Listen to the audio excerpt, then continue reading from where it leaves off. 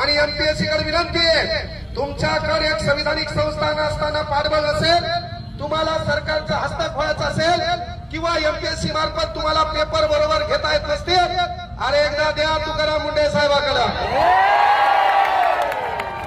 जर तुमचं जमत नसेल एमपीएससी आयोगाचा परिपूर्ण कारभार तुकाराम मुंडे साहेबांकडे द्या.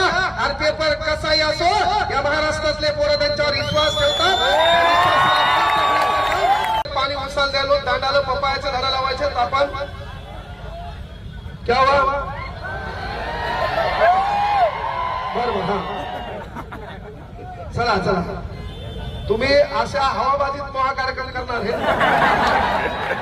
पण ताण घेऊ नका. मी त्या दिवशीच्या व्हिडिओ मध्ये मुद्दाम सांगितलं, मायामागं कोणी लागलं आपलं काही धुतरा वागणं करू शकत नाही.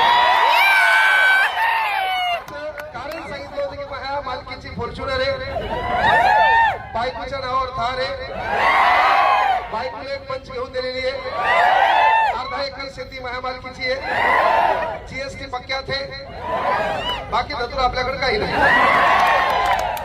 कोण बोलायला पता लागणार. मग त्याच्यात काही जण म्हणले आंदोलन चांगलं झालं, पण त्या आंदोलनाला राजकीय वळण लागलं. मग चला, त्या ठिकाणी काही पक्षाचे नेते होते, आता इथं कुठलाच पक्ष नाही, मग आता बोल केल्या.